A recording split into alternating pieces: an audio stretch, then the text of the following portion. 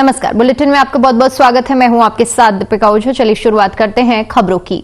खबर देहरादून से है, जहां कांग्रेस की अनुशासन समिति घोषित हो गई है। प्रदेश मीडिया प्रभारी राजीव महर्षि ने जानकारी देते हुए बताया कि राष्ट्रीय महामंत्री केसी वेणुगोपाल ने अनुशासन कमेटी की घोषणा करते हुए लेटर जारी किया है।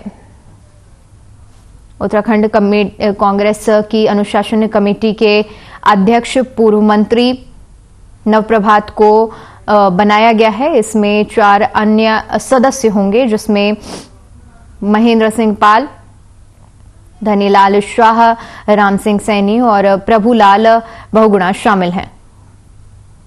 बताते चले कि कांग्रेस प्रदेश मीडिया प्रभारी राजीव महर्षि का कहना है कि अनुशासन कमेटी को लेकर राष्ट्रीय नेतृत्व द्वारा लिए गए निर्णय बहुत सराहनीय है। इसमें सभी सीनियर और अनुभवी नेताओं को शामिल किया गया है।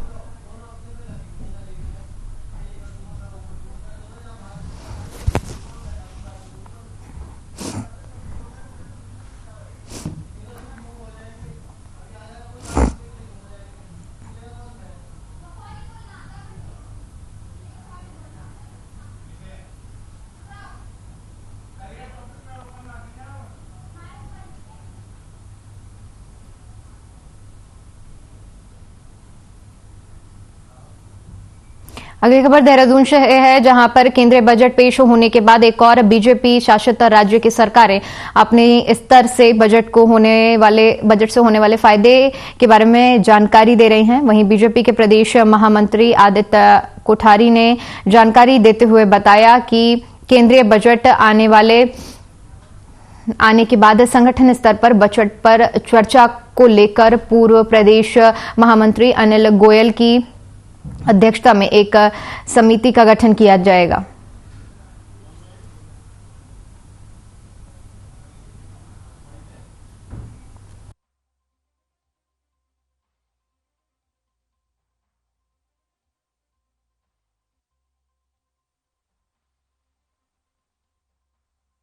मोदी जी की सरकार ने समाज के प्रत्येक वर्ग को ध्यान में रख करके केंद्रीय बजट जो है इस समय संसद में रखा है। और मुझे लगता है कि युवा हों, महिला हों, कर्मचारी हों, पेंशनभोगी हों, ऐसे सभी को ध्यान में रख करके ये बजट तैयार किया गया है। इस बजट को आम जनता तक पहुंचाने के लिए भारतीय जनता पार्टी ने भी बजट पर चर्चा कार्यक्रम 1 तारीख से प्रारंभ किया है। प्रदेश स्तर पर इसकी एक समिति, अनिल गोयल जी हमारे पूर्व प्रदेश के महामंत्री रहे हैं, उनके नेतृत्व में एक समिति प्रदेश स्तर पर गठित की गई है। वहीं काशीपुर पहुंचे नेता प्रतिपक्ष ने मंडी गेस्ट हाउस में पत्रकार वार्ता की। इस दौरान उन्होंने बीजेपी पर निशाना साधते हुए कहा कि देश भर के साथ ही उत्तराखंड राज्य में महंगाई और बेरोजगारी से जनता त्रस्त है। बीजेपी को वोट देकर की गई भूल के लिए पश्चाताप करते हुए कांग्रेस की ओर से उम्मीद भरी निगाहों से लगाया जा रहा है। साथ ही साथ आपको बताते चले कि बीजेपी सरकार युवाओं को रोजगार न दे सकी और उसके सपनों को घोटाले से चकनाचूर कर डाला गया है। कांग्रेस इन घोटालों की सीबीआई जांच कराने की मांग उठा रही है ताकि बड़े चेहरे बेनकाब हो सकें।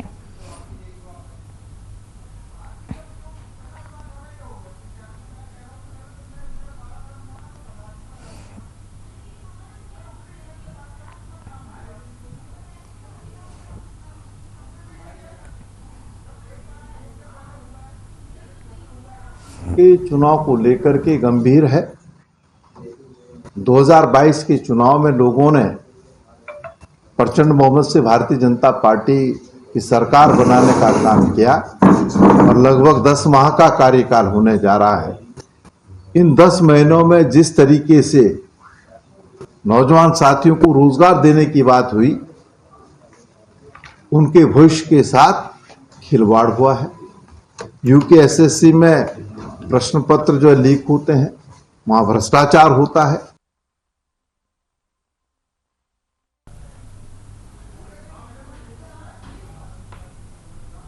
नेता प्रतिपक्ष की प्रेस कॉन्फ्रेंस हुई, जिसमें उन्होंने बीजेपी पर जमकर निशाना साधा।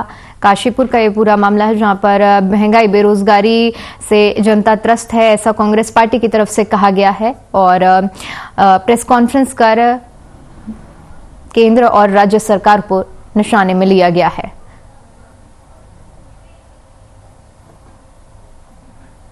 तो महंगाई और बेरोजगारी से जनता त्रस्त है, ऐसा कांग्रेस पार्टी की तरफ से आरोप लगाया गया है। नेता प्रतिपक्ष की ओर से प्रेस कॉन्फ्रेंस की गई। कृषि उत्थान मंडी समिति काशीपुर में प्रेस कॉन्फ्रेंस हुई, जहां पर भारतीय जनता पार्टी यानी कि केंद्र की सरकार और राज्य सरकार पर भी निशाना साधा गया है महंगाई और बेरोजगारी को लेकर।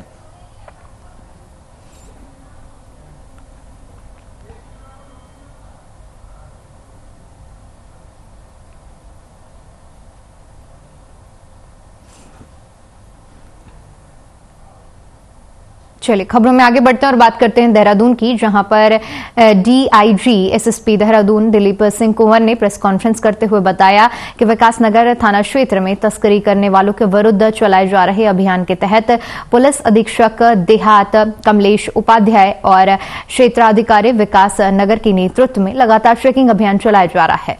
इसी कड़ी में कोतवाली विकास नगर के कुलहाल क्षेत्र में पुलिस टीमों का गठन कर लगातार चेकिंग अभियान चलाया जा रहा है।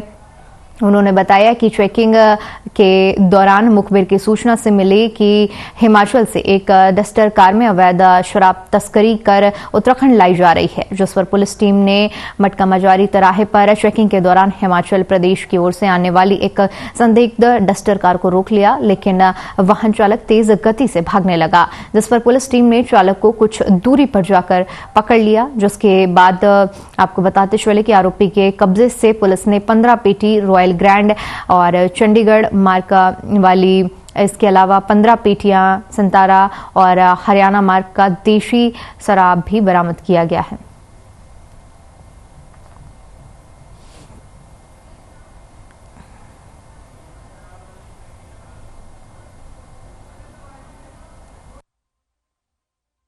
अभी तक इस पूरे जो फर्जी दस्तावेज वाला है, जो चिकित्सा वाला है, आयुर्वेदिक चिकित्सा वाला, उसमें से हमने 11 लोग अभी तक अरेस्ट कर लिए हैं। इसमें 3 कल अरेस्ट किए हैं और इसमें एक विमल प्रसाद है। ये आपका जो है टिहरी का रहने वाला है, लेकिन यहाँ नेहरू ग्राम में रहता है। ये बेसिकली डिस्पैच कलर का काम करता है, कनिष्ठ सहायक है भारतीय चिकित्सा परिषद उत्तराखंड में। दूसरा अंकुर माहेश्वरी है और ये फाइल बाबू है वहाँ, और तीसरा विवेक रावत है, ये मास्टरमाइंड है। ये बेसिकली ये था कि ये रेस कोर्स का रहने वाला है और इसका संपर्क इमलाक के साथ था।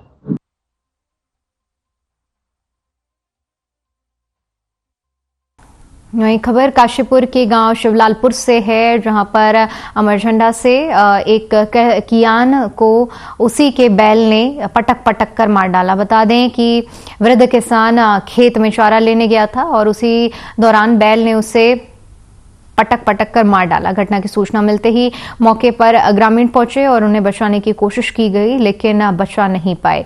दरअसल 60 वर्षीय राम सिंह अपनी पत्नी के साथ गांव के निकट बहाल पेपर मिल के निकट एक खेत से अपनी बुग्गी से चारा लेने आए थे। इसी दौरान अपनी बैल से पालतू बैल को अलग कर उसे खेत में चारा खिलाने के लिए छोड़ दिया। तभी बैल बिगड़ गया और उसने राम सिंह पर हमला कर दिया और पटक कर मार डाला। घटना की सूचना मिलते ही पुलिस और साथ ही साथ ग्रामीण मौके पर पहुंचे, लेकिन तब तक बैल ने राम सिंह को मौत के घाट उतार दिया था।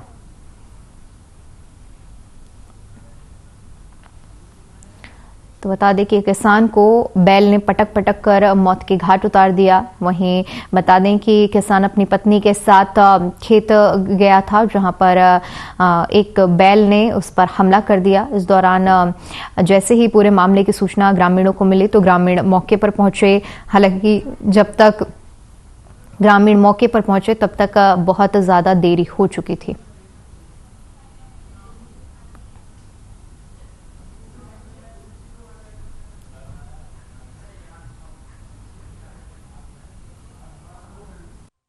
चारा लेने आते थे, इनकी बुग्गी खड़ी है यहाँ पे और इनका ही जानवर था वो।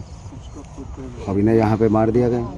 अब अकेले थे तो इन्हें मारा है। मारने के बाद में फिर जब गांव से ट्रैक्टर वैक्टर लेकर आए हैं 50-60 आदमी, 3-4 ट्रैक्टर इन्हें अड़ाए हैं उसके आगे, तब बॉडी हटाई है वो।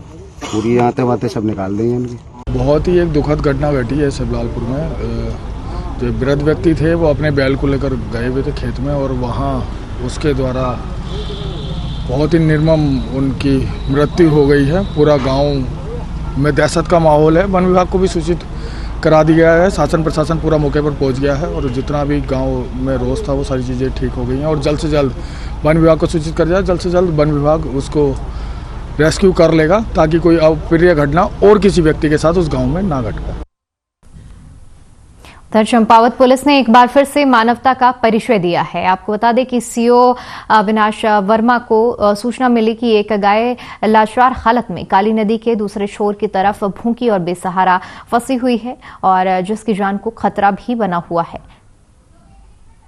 जानकारी मिलते ही तत्काल संज्ञान लेते हुए सीओ अविनाश वर्मा के आदेश पर शारदा घाट टनकपुर से जल पुलिस की गोताखोर टीम तत्काल रेस्क्यू स्थल पर पहुंची, जिसके बाद गोताखोरों ने गाय का सकुशल रेस्क्यू किया और गोताखोर पहलवान ने बताया कि रेस्क्यू टीम में दिनेश कौली, गौरव दुर्गापाल, गगन कुमार, राकेश मौजूद रहे।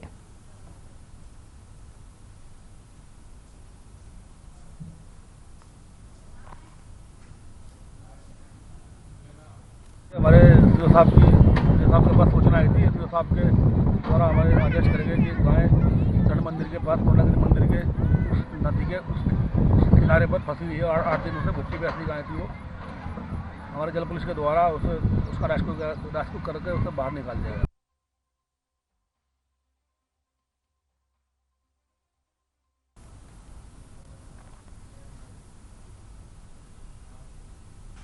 उधर चंपावत पुलिस को बड़ी सफलता हाथ लगी है। पुलिस ने चोरी हुए 25 मोबाइल सर्विलांस के माध्यम से बरामद किए गए हैं। बता दें गुमशुदा मोबाइल वापस पाकर मोबाइल स्वामियों में खुशी का माहौल देखने को मिला है। चंपावत के विभिन्न थानों में बीते दिनों कई व्यक्तियों ने मोबाइल गुम होने की शिकायत दर्ज कराई थी और जिस पर कार्रवाई करते हुए मोबाइल रिकवरी सेल ने उक्त मोबाइलों का जनपद के विभिन्न क्षेत्रों में ऑन होना पाया और जिसके बाद पुलिस टीम ने तत्काल कार्रवाई करते हुए 25 मोबाइल फोन बरामद कर लिए, जिनकी अनुमानित कीमत लगभग 5 लाख रुपए बताई जा रही है।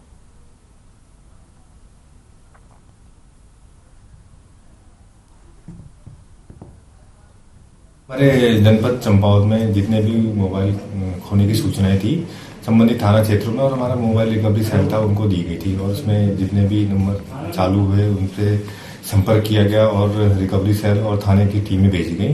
तो कुल हमारे जिले में 25 मोबाइल इसमें रिकवर हुए थे और इसमें हमारे द्वारा टनकपुर में और ऊपर चंपावत क्षेत्र के जितने भी व्यक्ति थे उनको चंपावत में उनको मोबाइल सुपुर्द किए गए। कुल 25 मोबाइल रिकवर हुए थे और जिनकी अनुमानित कीमत लगभग 5 लाख। उधर अल्मोड़ा विकासखंड हवालबाग की बीटीसी बैठक का आयोजन हुआ, जिसमें ग्रामीण क्षेत्रों के अनेक समस्याएं लोगों की ओर से उठाई गईं। आपको बताते चलें कि जिला प्रशासन के अधिकारी, क्षेत्र और पंचायत के सदस्य के साथ विधायक मनोज तिवारी की ओर से भागीदारी की गई। ब्लॉक प्रमुख बबीता बकुनी की अध्यक्षता में बैठक आयोजित की गई। बैठक में विद्युत, लोक निर्माण, PMGSY विभाग की समस्याओं का निस्तारण करने के आदेश अध्यक्ष की ओर से दिए गए।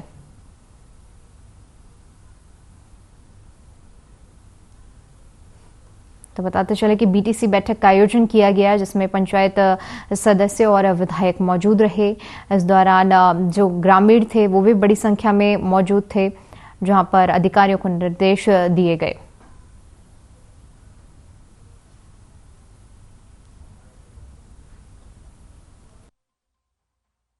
हमारी अभी ये क्षेत्र पंचायत बैठक तीसरी बैठक आज हुई है और इसमें मुख्य रूप से जो समस्याएं आई हैं, जैसे विद्युत विभाग की समस्याएं आई हैं और PWD विभाग की प्रांतीय खंड की और PMGSY इससे संबंधित जो रोड हैं उनकी समस्याएं आई हैं। तो उसको बहुत पुरजोर कोशिश की गई है कि इस सदन के माध्यम से सारी समस्याओं का समाधान किया जाए। और लेकिन मैं कहना चाहूँगी कि क्षेत्र पंचायत जैसी जो प्रमुख बैठकें होती हैं, अगर जिला का कोई सक्षम अधिकारी जैसे जिला अधिकारी महोदया किया और मुख्य विकास अधिकारी अगर यहाँ पर मौजूद होते तो शायद जो विभागीय जो अधिकारी हैं वो पूरी तरह और भी सक्रिय होते।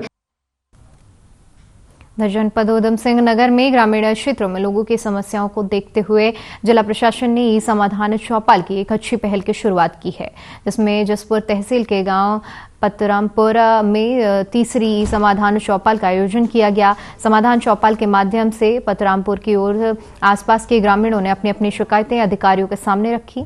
इस चौपाल में विकास अधिकारी और राजस्व विभाग, सिंचाई विभाग, विद्युत विभाग और वन अधिकारी मौजूद रहे और वीडियो कॉन्फ्रेंसिंग के माध्यम से अपर जिलाधिकारी उधम सिंह नगर समेत अन्य विभागों के अधिकारियों ने शिरकत की और ग्रामीणों की समस्याओं को सुना। वहीं उप जिलाधिकारी जसपुर ने सीमा विश्वकर्मा ने बताया कि पतरामपुर गांव में ई समाधान चौपाल लगाई गई, जिसमें अपर जिलाधिकारी ने वीडियो कॉन्फ्रेंसिंग के जरिए ग्रामीणों की समस्या सुनी। चौपाल में 33 शिकायतों को सुना गया, जिसमें से अधिकांश शिकायतों का मौके पर ही निस्तारण कर दिया गया।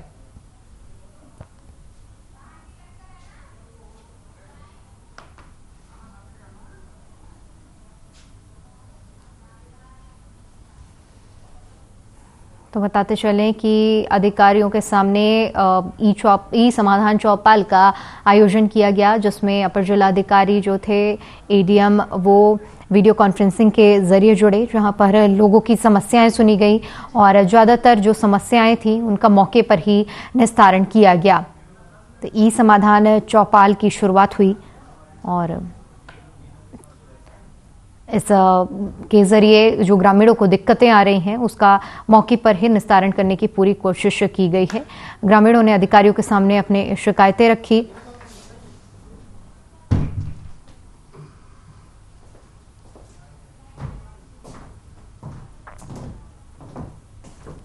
रामपुर में यहाँ पर ई चौपाल लगी थी, उसमें 33 शिकायतें आई थी, जिसमें कि अधिकांश शिकायतों का मौके पर निस्तारण किया गया है और ऑनलाइन माध्यम से सारे के सारे लोग वीसी से कनेक्टेड थे और उसी समय इनका निस्तारण किया गया था। लेकिन कुछ शिकायतें ऐसी थी जिसमें कि जांच की आवश्यकता है, तो अपर जिलाधिकारी महोदय द्वारा यहाँ पर निर्देशित कर दिया है कि इसमें जाँच करें और 1 सप्ताह के अंतर्गत इनका भी निस्तारण कर लें। मैं क्योंकि ये माननीय जो हमारे जिलाधिकारी महोदय हैं उनकी एक अनूठी पहल है, तो उसमें तो लगातार ही ये अभी प्रारंभ चलती रहेगी।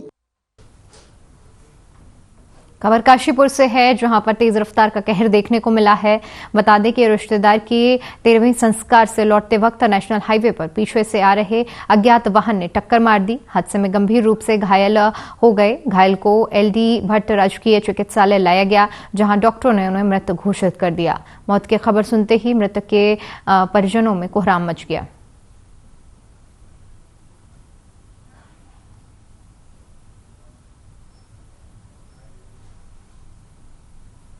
जब वो यहाँ पे पेशेंट को लाया गया था, आरटीए का पेशेंट था वो और अननोन के तौर पे आया था। अभी उसके परिजन आए हुए हैं, उससे पता चलता है कि उसके उदयवीर नाम से, उदयवीर सिंह 35 ईयर ओल्ड एक मेल पेशेंट है और ये निर्मलपुर ठाकुर द्वारा का रहने वाला है और एक्सीडेंट में इसको हेड इंजरी हुई है। हेड इंजरी से लगता है कि ईयर ब्लीड और नेजल ब्लीड था उसको पेशेंट को। वहीं खबर कोटद्वार से है, जहां लगने वाले जाम को देखते हुए इन दिनों जिला प्रशासन कोटद्वार बाईपास का सर्वे करा रहा है और जिलाधिकारी आशीष चौहान ने जानकारी देते हुए बताया कि नए बाईपास के लिए कौडिया, लालपानी और सिद्ध बली होते हुए सड़क को प्रस्तावित किया गया है, जिसका सर्वे का काम युद्ध स्तर पर हो रहा है। बताते चले कि कोटद्वार बाईपास का सर्वे किया गया, जिसमें जिलाधिकारी ने जानकारी दी है और जानकारी देते हुए उन्होंने बताया है कि शहर में बढ़ रही जाम की समस्या का निस्तारण करने की पूरी कवायद की जा रही है।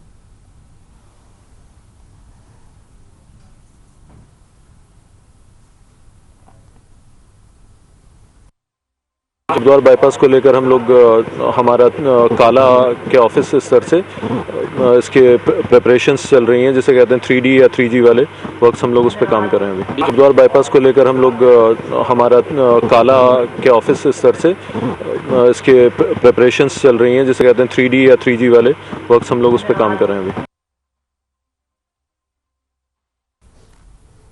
खबर रुड़की के कलियर थाना क्षेत्र के इमली खेड़ा गांव से है, जहां एक युवक ने गांव के कुछ दबंगों पर गुरु रविदास मंदिर में प्रवेश करने पर प्रतिबंध लगाने का आरोप लगाया है। आपको बता दें कि आरोप है कि जब उनका परिवार मंदिर में प्रवेश करने का प्रयास करता है तो दबंग लोग उनके साथ गाली गलौज करते हैं और मारपीट करने का प्रयास करते हैं।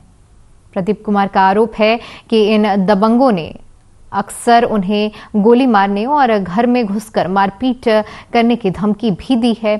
साथ ही पीड़ित का आरोप है कि पुलिस से भी दबंगों की शिकायत की गई है, लेकिन कोई कार्रवाई नहीं हुई है, जिसके बाद पीड़ित ने एसडीएम रुड़की को शिकायत कर दबंगों पर कार्रवाई करने की मांग की है।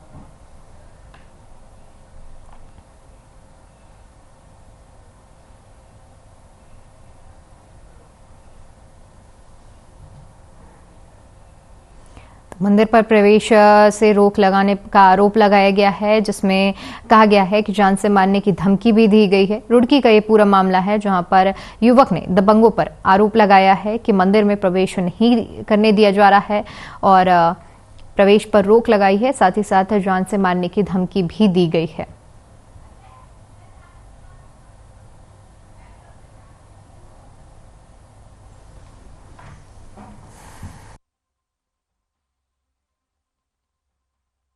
सर हमें पुलिस ने उन्हें सूचना दी तो कहने पुलिस ने हमें बुला, पुलिस ने कहा भाई आप मंदिर में जाएंगे कैसे? हमने कहा सर हम आप कहेंगे तो नहीं जाएंगे, आप कहेंगे बताओ सर। पुलिस ने भी आपको जाने के लिए पुलिस ने कहा तुम जाएंगे नहीं जाएगा। पुलिस ने कहा आप ना जाना, उसमें पूजा करना जाना, लेकिन शोभायात्रा में मत जाना। बोले पुलिस कैसे कह सकती है सर? क्या अधिकार है? हम चमार नहीं है घर में, गाँव में हमारा क्या अधिकार नहीं है? अच्छा क्यों कहते हैं वो, क्यों क्या रंजिश है आपसे? मतलब आपको मंदिर पे जो प्रवेश पे जो बाधा बन रहे हो? सर ये हमारा कोई पीछे का एक मैटर था सर।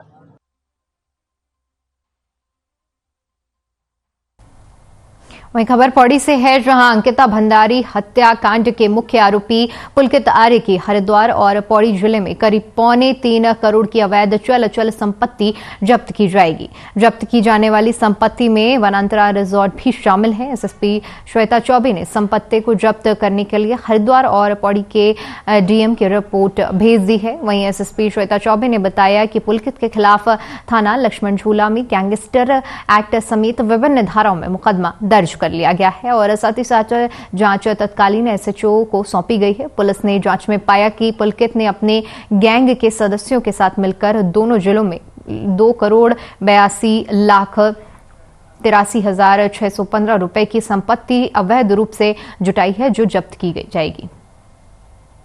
थाना लक्ष्मण झूला में गैंगस्टर एक्ट के तहत पुलकित, अंकित और सौरभ के खिलाफ मुकदमा पंजीकृत किया गया था।